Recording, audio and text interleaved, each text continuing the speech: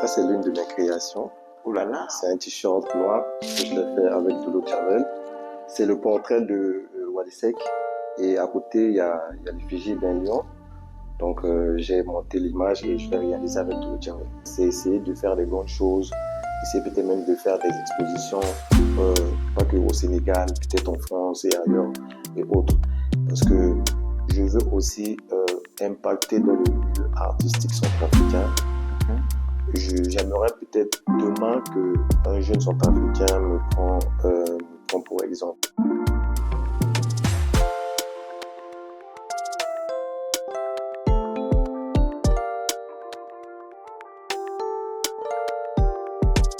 Bienvenue sur Finissant, le podcast qui met en lumière des jeunes talentueux et des idées novatrices. Aujourd'hui, ensemble avec vous, nous allons effectuer un voyage dans le monde de l'art, de la création et de l'autodidactie.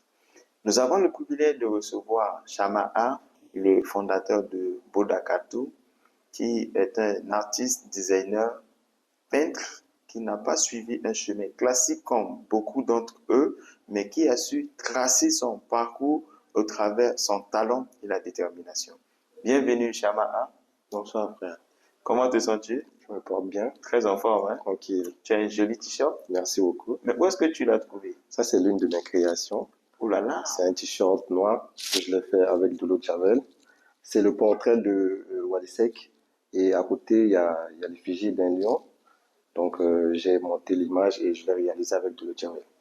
Sans plus tarder, nous allons en profondeur pour découvrir ce que le fondateur de Bodakato a à nous présenter. Avant de plonger dans ton univers artistique, peux-tu nous dire en quelques mots qui tu es, ton parcours personnel? Moi, c'est Gbeti Shama Shalom, artiste, peintre, dessinateur, designer. Je suis un autodidacte. Je suis de nationalité centrafricaine. Comme j'aime si bien le dire, je fais de l'art. Ouais, c'est un artiste qui fait de l'art. Ouais. Il y a plusieurs casquettes, mais nous allons découvrir. Alors, comment définirais-tu en tant qu'artiste? Moi, je suis un amoureux de l'art. J'ai commencé l'art parce que c'est vraiment une passion pour moi. Donc, je me suis lancé parce que quand je suis arrivé au Sénégal, j'ai eu la chance d'avoir l'Internet et tout.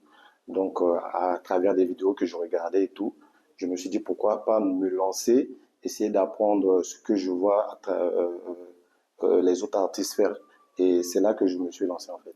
Waouh, tu as un parcours atypique puisque Merci. tu n'es pas passé par une école d'art traditionnel comme beaucoup d'autres. Mais peux-tu nous parler un peu de ton niveau d'études? De manière générale, la formation initiale et surtout comment es-tu arrivé à la peinture, au design et suivre ces voies? Moi, j'ai quitté Bangui, la République centrafricaine. J'ai quitté après le bac. Je suis arrivé au Sénégal ici. C'était pour une formation en infographie. J'ai fini la formation. Après, bon, au cours de la formation, je passais beaucoup de mon temps dans la chambre. Tu connais la réalité du Sénégal et de la Centrafrique, c'est pas la même chose. Donc, je passais plus mon temps sur les réseaux sociaux à faire les recherches et tout. Donc là, je suis tombé sur des vidéos d'autres artistes, des tutoriels et tout. Je me suis lancé parce que je voulais amener quelque chose de nouveau.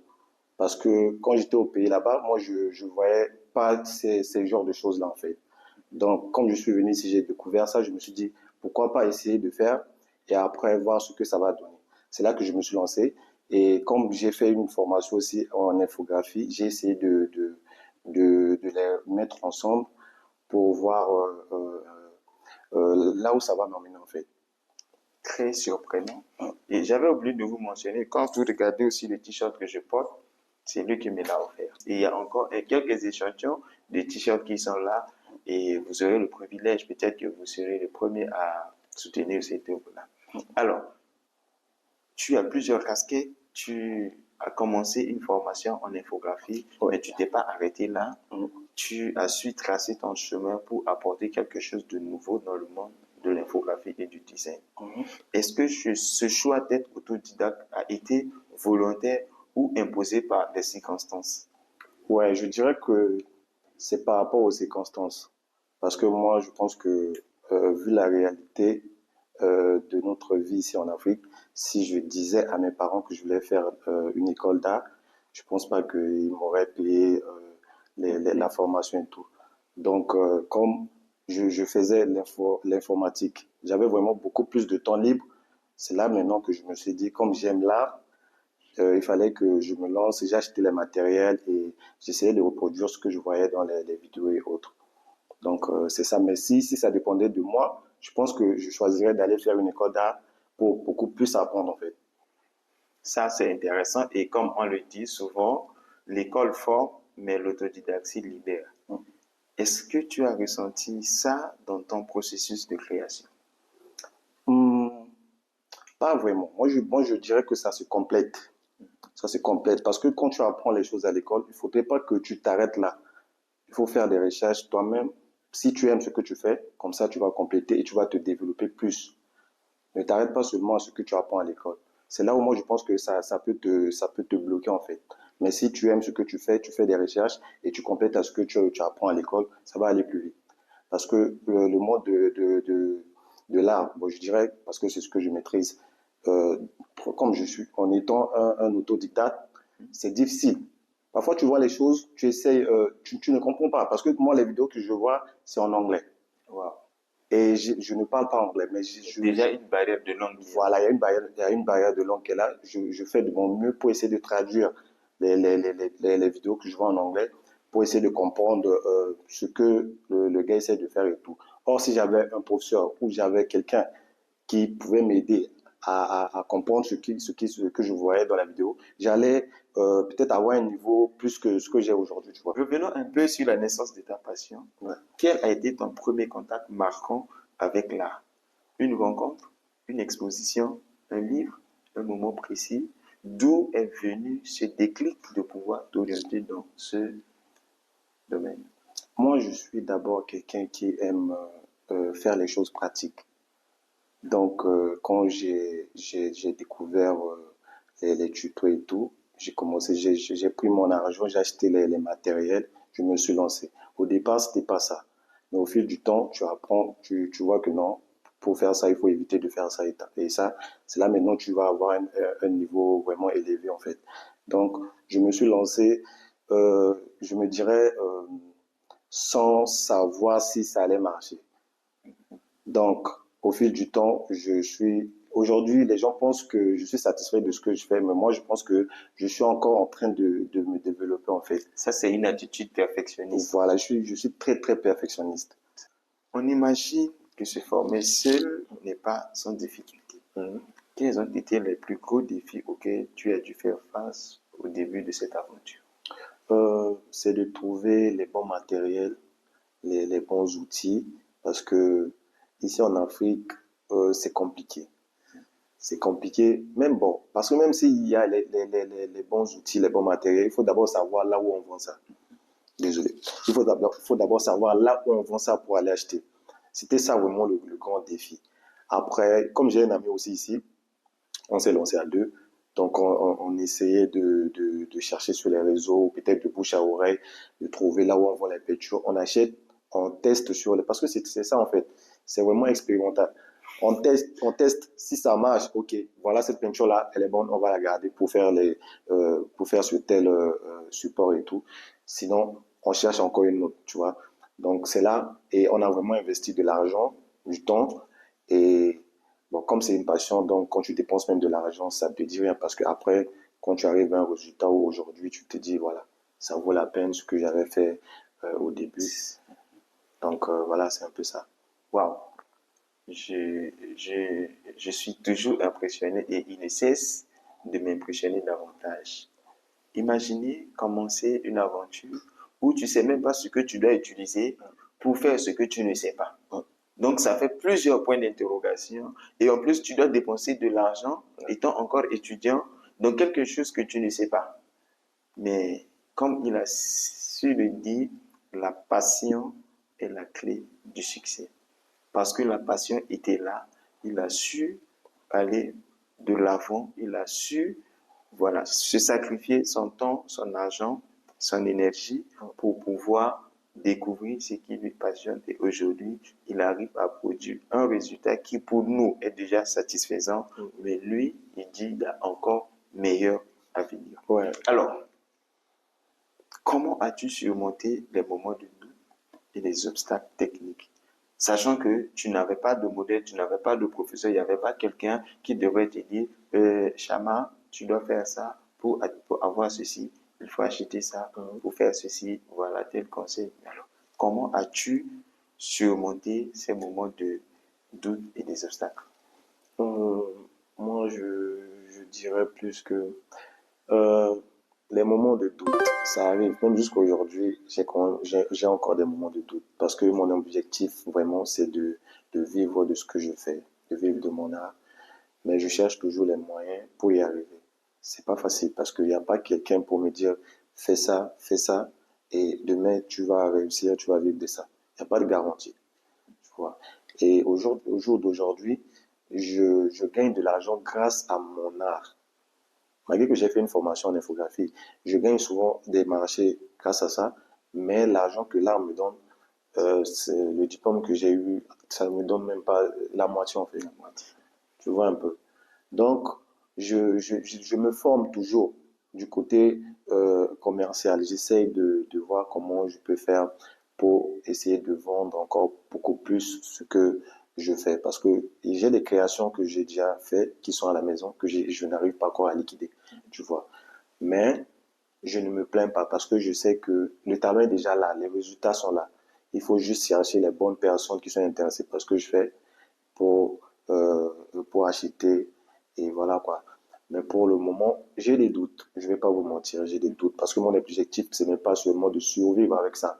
C'est essayer de faire des grandes choses, essayer peut-être même de faire des expositions, pas que au Sénégal, peut-être en France et ailleurs et autres.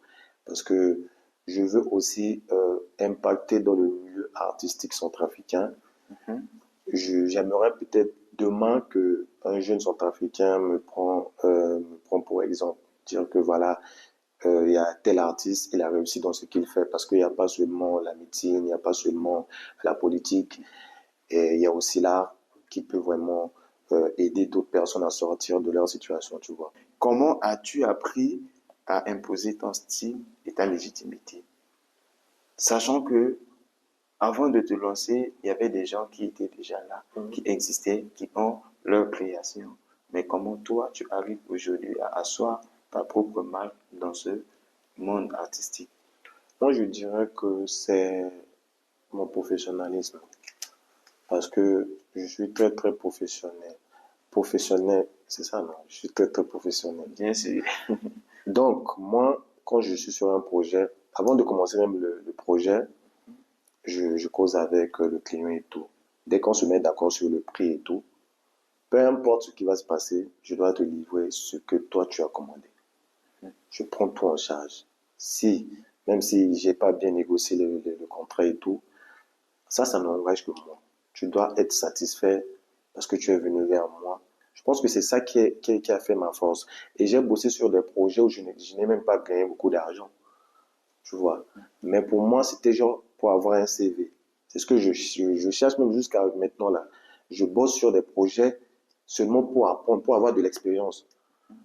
Je produis un truc bien, je sais que voilà, ce que je fais, c'est déjà meilleur.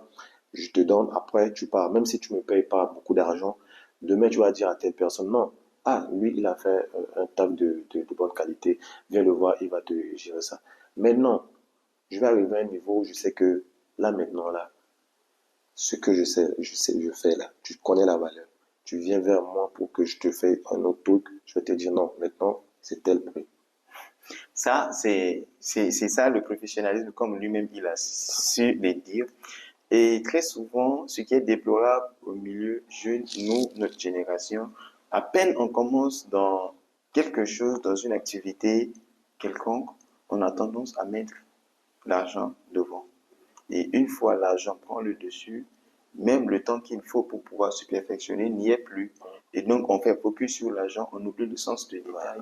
Mais tu es quelqu'un qui a su lire entre les mots et tu as su lire sur la ligne et tu sais que pour le moment, c'est vrai que le besoin financier y est, mais tu préfères te sacrifier pour pouvoir apprendre mieux, pour pouvoir produire quelque chose de meilleur, sachant que quand tu arrives à un niveau où c'est le meilleur, que tu le veux ou pas, il y aura certainement le retour sur investissement qui dit entrée d'argent. Ouais. Maintenant, si tu devrais décrire ton style en 3 mots spontanés, lesquels choisirais-tu?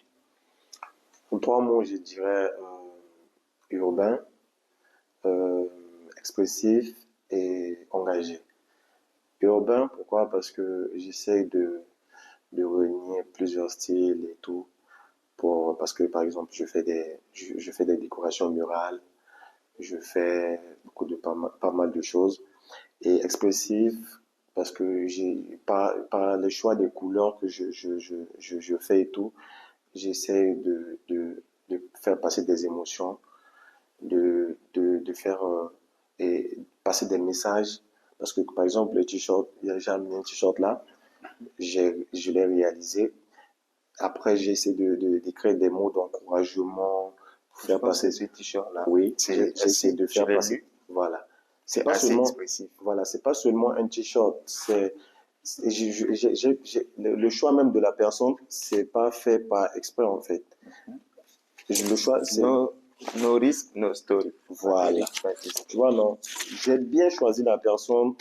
J'ai pris une dame africaine parce que je veux aussi mettre en valeur nos mamans, nos tatas, nos sœurs, parce que je pense qu'on ne met pas assez en valeur nos propres cultures, tu vois. Donc, tout ce que je fais, c'est calculer, tu vois. Je ne fais pas que les dessins des mangas, je ne fais pas que les dessins euh, des trucs inutiles, en fait. Je choisis des choses, peut-être pour apprendre des textures, soit pour faire passer un message, euh, ou euh, pour présenter peut-être un sujet, tu Un vois. sujet, une Voilà, culture, voilà. voilà, pas faire passer un C'est ça, message. voilà. C'est ça mon combat, tu vois. C'est à encourager. Et il Merci. y a une chose que je voulais dire, c'est il est de notre devoir de soutenir cette œuvre. Parce que sans nous, il pourra toujours continuer à créer, mais il n'ira pas très loin. Parce qu'il a besoin de soutien. Il ne peut pas passer toute sa vie à puiser sur ses propres ressources pour apprendre, pour exposer, sachant que le désir n'est pas seulement de se faire du fric, de l'argent, mais c'est de faire passer un message, c'est de mettre en valeur la culture, la communauté, les femmes. Donc, il y a plein de sujets qui entrent en jeu. Et donc, vraiment, nous sommes encouragés à le soutenir, à soutenir cette œuvre pour que d'ici demain, on sera dans le studio de Bolakatom quelque part Ouais. et voir des différentes expositions. Parlons d'autres modèles d'artistes. Est-ce qu'il y a un artiste qui t'a inspiré dans le domaine de l'art ou qui tu as été touché par ses créations et que tu suis? Euh, à part, bon, moi, pas les grands artistes qui ont marqué l'histoire, en fait. Moi, les artistes qui m'ont vraiment marqué, parce que je vais pas inventer une vie, tu vois. Ce sont les artistes que je suis actuellement sur les réseaux, qui sont des artistes qui sont encore en vie, tu vois. Par exemple, le Ghanéen dont j'ai parlé. Et il y en a plein, en fait, que je les suis. Parfois, je garde même pas leur nom en Non. tête, voilà. Mais quand je prends mon téléphone, ce sont les vidéos qu'on me propose parce que j'ai l'habitude de voir, tu vois. Même mon téléphone, l'algorithme connaît, il Je sait connais que, déjà ce que tu suis. voilà, que les vidéos. Mon frère, tu prends mon téléphone, tu vas voir que des tutos de vidéos. Je vais me perdre, ça Je c'est te sûr. jure que des tutos, des vidéos. Et moi, je n'apprends pas que le dessin. J'essaie d'apprendre sur tout ce qui va avec, tu vois. Par exemple, comment je peux donner quel exemple, même là, comment gérer les réseaux sociaux, tu vois. Comment filmer l'angle de vue, comment présenter tes articles, comment euh, euh, poster à quelle heure, tu vois. Il faut poster à telle heure sur Instagram, sur TikTok. Il faut essayer de faire des vidéos, je sais pas, de Viral. matière un peu, voilà, de faire des vidéos virales, de matière un peu, les tendances et tout ça là, tu vois.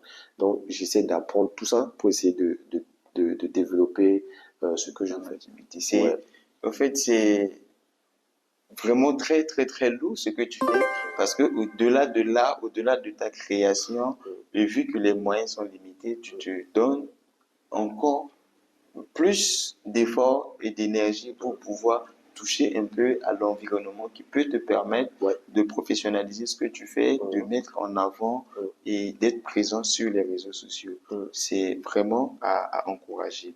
Alors, regardons tout ça, on sait que c'est énorme, c'est lourd, mais comment arrives-tu à gérer l'équilibre entre ta création artistique et les aspects les plus commerciaux de ton métier? Est-ce qu'il y a des heures particulières où tu dis, à cette période-là, je vais travailler sur mes créations, à cette période, je vais peut-être travailler sur les réseaux sociaux, et à cette période, je vais travailler peut-être sur la prospection des clients. j'ai Et en plus de ça, sans oublier maintenant, voilà, la vie mm, normale, ta ouais, vie mm, sociale. ouais. En fait, j'ai établi un programme. Je sais à quelle heure je dois poster une vidéo. Je sais à quelle heure je dois prendre mon téléphone pour essayer de répondre aux clients. Je sais à quelle heure, mais moi, ce qui est là, c'est que je dessine tout le temps, tous les jours. C'est devenu une obsession pour moi, tu vois. C'est comme une drogue. Si je dessine pas, je me sens pas bien. Je dessine tous les jours.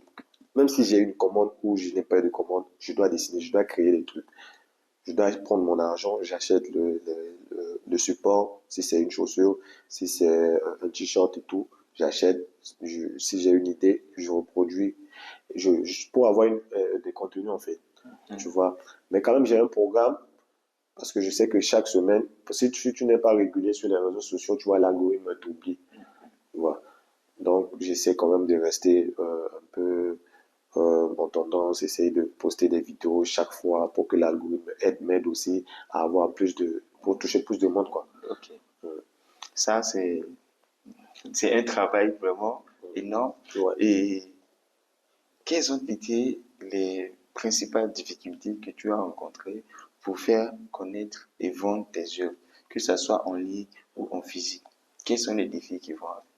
Au départ, j'avais un problème de téléphone, tu vois, parce que si tu dois filmer des trucs, il faut un téléphone de bonne qualité, voilà. De bonnes résolutions. Voilà, pour bien filmer les jeux, pour bien les présenter et tout.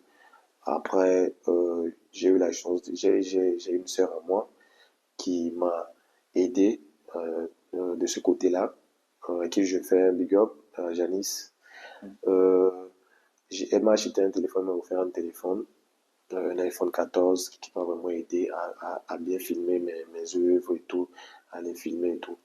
Euh, Aspect physique, le physique, je vends plus mes trucs sur Sur les les réseaux. réseaux que aspect physique, tu vois. Parce que j'ai participé à des expositions ici que CAS a organisé.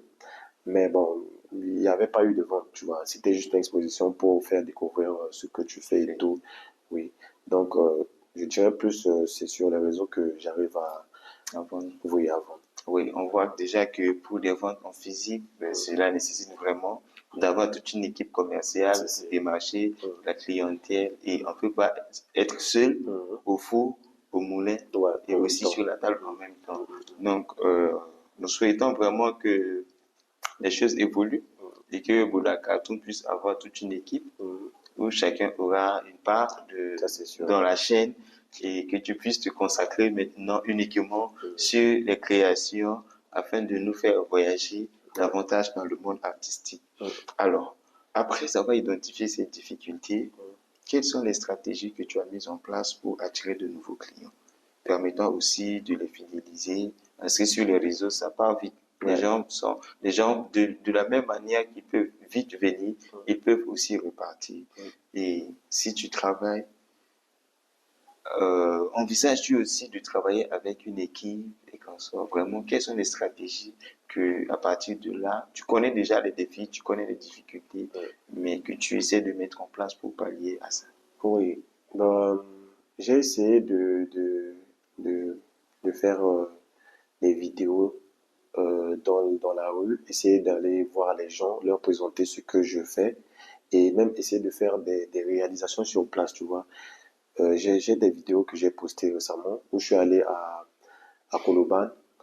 J'ai réalisé une œuvre sur place. Il y a des gens qui sont venus voir ce que je faisais et tout. Je leur ai donné des t-shirts pour qu'ils tiennent en main, qu'ils sentent en fait ce que je fais, que les t-shirts que j'achète, c'est des t-shirts de bonne qualité.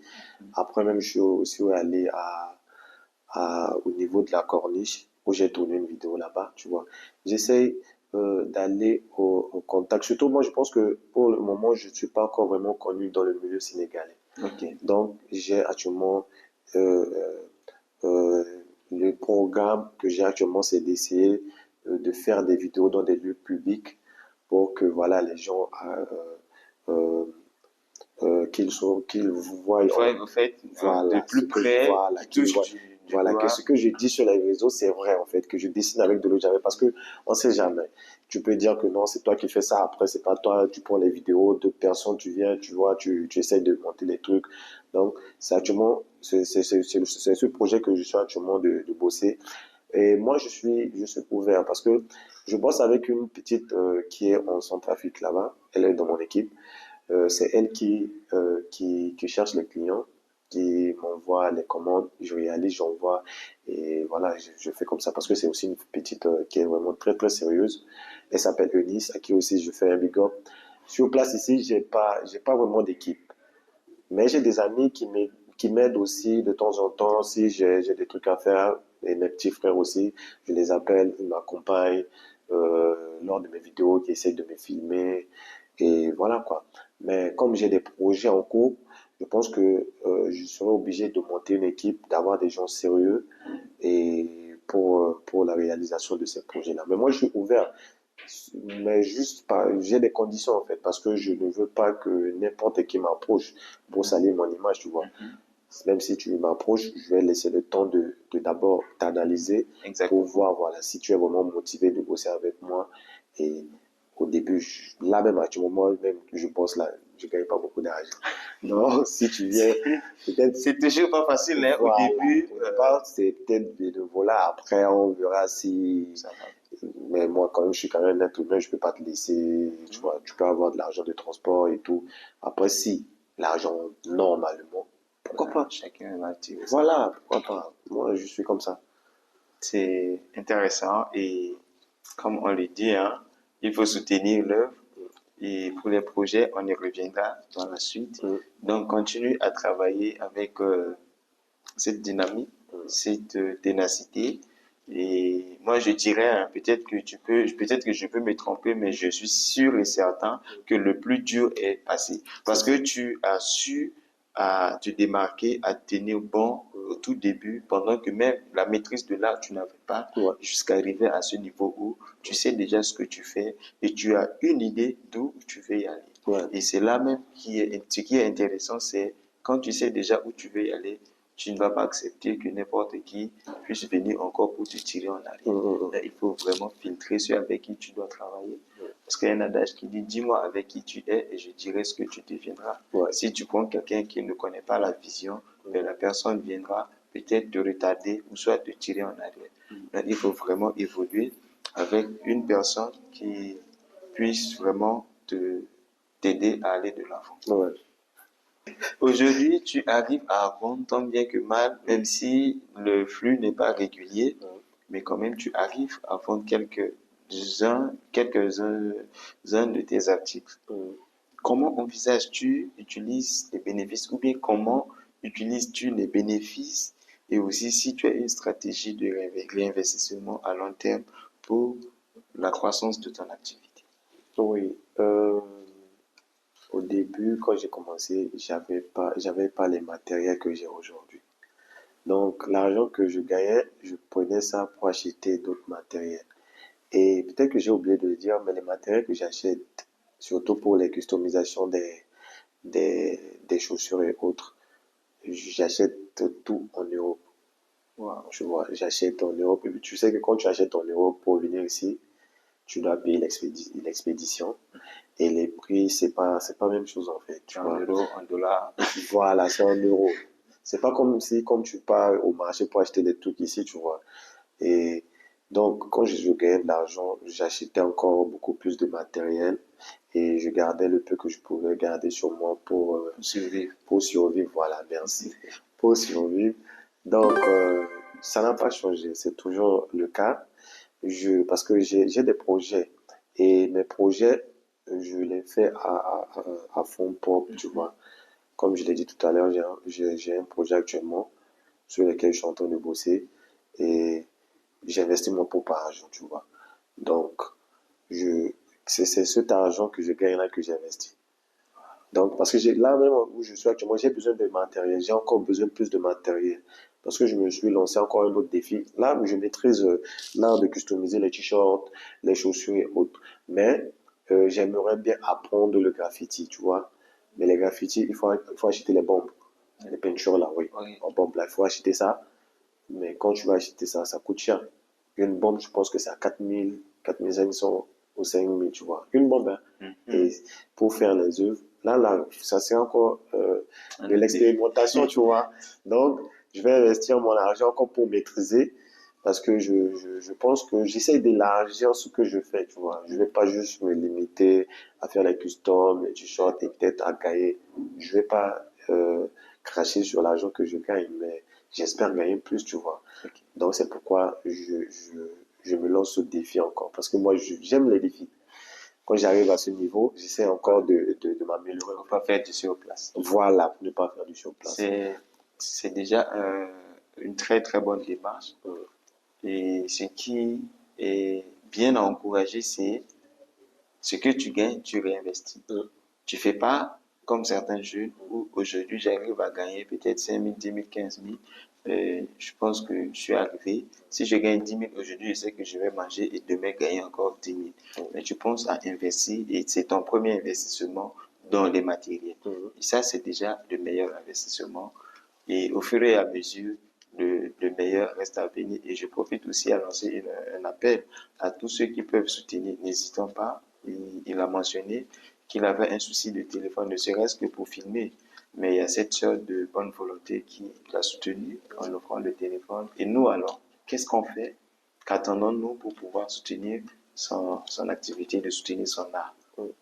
Donc, faisons l'effort aussi d'apporter notre pierre à l'édifice afin que demain, Boulacardo soit exposé en plein centre-ville, un peu partout dans le monde. ouais. Alors, un projet qui t'a le plus marqué, un projet où tu as été fier, un projet où, quand tu as vu, tu t'es dit, ouais, je sais que je ne suis pas encore arrivé, mais là, j'en suis fier. L'une de mes réalisations dont je suis le plus fier, c'est celle où j'ai bossé avec l'équipe de DJB, avec son styliste, à qui je passe un big up, Kalivara, et Negin, le créateur de Gringo Custom. On était trois sur le projet, on a bossé sur sa veste parce qu'on voulait vraiment le marquer. Et lorsqu'on lui a envoyé l'image, dès qu'il a vu, il a validé, il a kiffé. Je pense que vous aurez les images d'ici peu, le jour de son concert. Et J'ai bossé sur le projet d'un projet à moi. C'était parce que moi, je fais pas que que l'art, la peinture et tout ça là. J'interviens aussi dans le monde de la mode en fait. Voilà. Donc, j'ai bossé sur le projet. La compétition, le thème, c'était le recyclage, en fait. Ok. Donc, on a bossé dessus et on est arrivé jusqu'en finale. On a même remporté la finale. On a remporté une somme de 2 millions. C'est ce jour-là, je me suis dit, quand même, tu vois, il y a l'argent et en fait, il faut pas que je me néglige, en fait. Y a pas que, c'est parce que je me suis dit que voilà quoi, j'ai quelque chose là en fait. Dans la tête. Voilà. J'ai une capacité où je peux faire plus que ça, tu vois. Et j'ai même eu des chairs de poule ce jour-là parce que quand on a commencé à bosser sur le projet, personne ne croyait en fait. Parce que il y avait des stylistes de formation dans le domaine, dans la compétition, tu vois.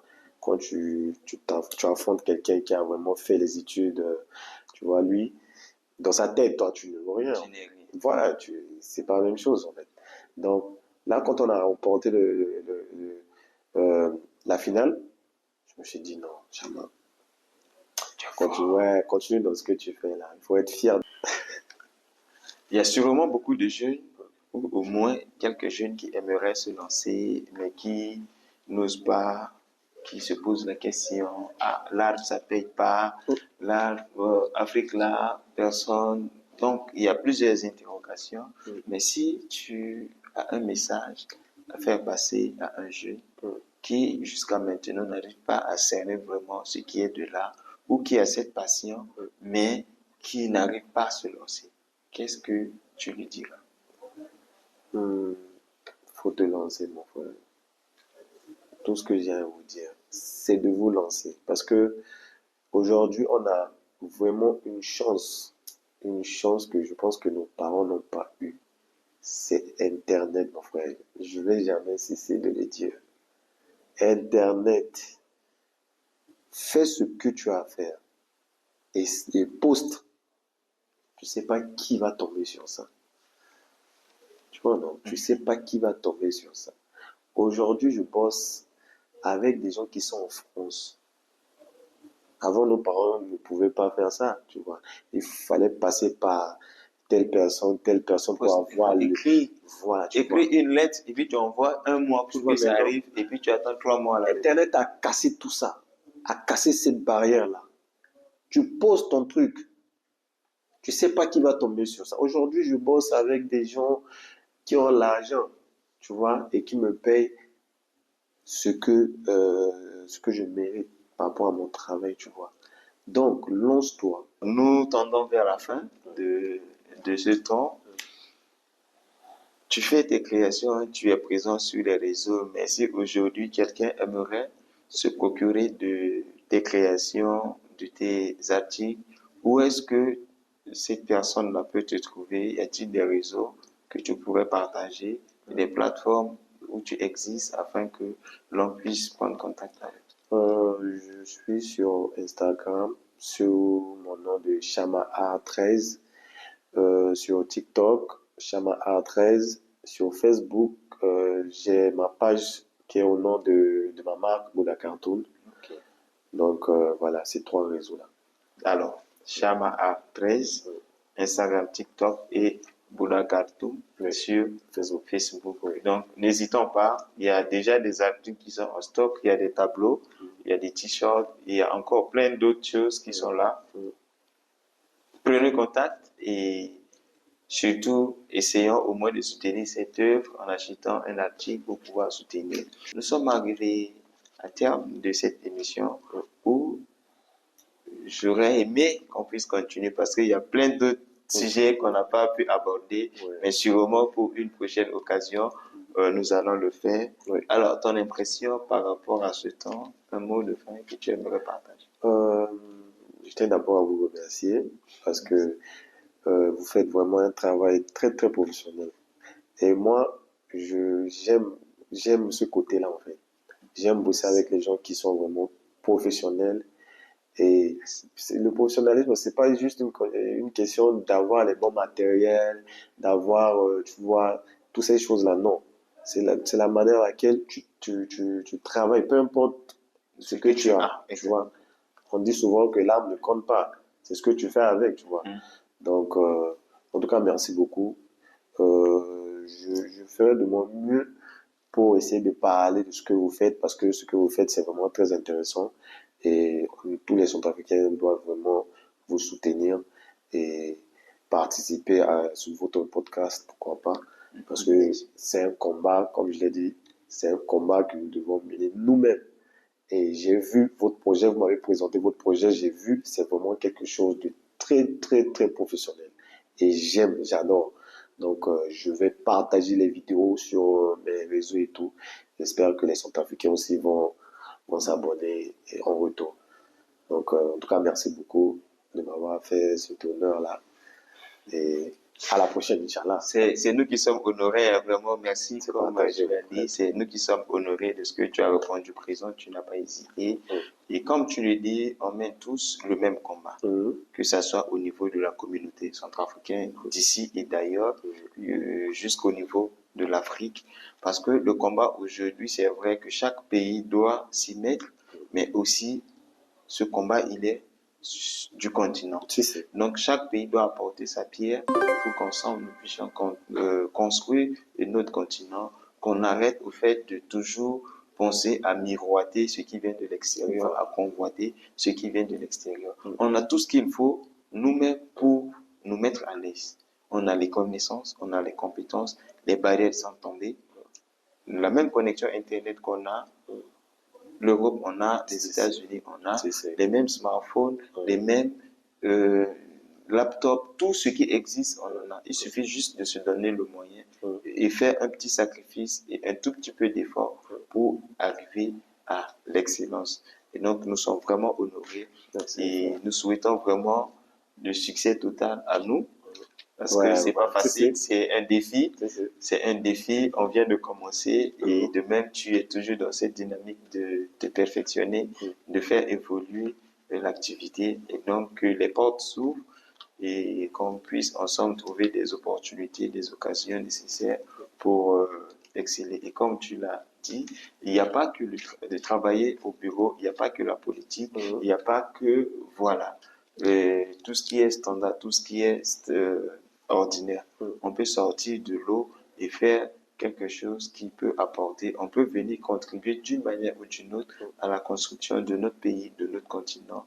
Et d'ici demain, on sera aussi, pourquoi pas, une étoile dans tel ou tel domaine. Nous espérons se revoir à très bientôt et à ceux qui nous suivent, n'hésitez surtout pas d'aimer cette vidéo, partagez autour de vous, soutenons notre artiste peintre.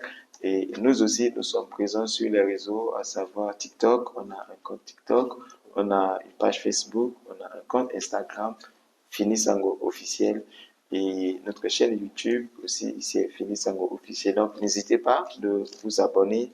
Et si vous avez de quoi à nous partager, notre site web finisango.com est disponible. Nous sommes honorés et nous aurons le plaisir de vous répondre. Peut-être que tu seras le prochain à nous partager ton histoire, à nous partager ton art, à nous partager ton ambition, à nous partager ta création. Sur ce, nous sommes arrivés à la fin de cet échange. Encore une fois de plus, merci d'avoir regardé cette vidéo jusqu'à la fin.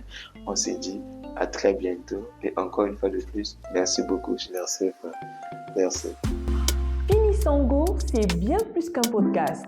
C'est une communauté, un espace où chaque voix compte, où chaque histoire inspire, où chaque pas vers l'avenir a de l'importance. Alors, êtes-vous prêt à écrire votre propre légende?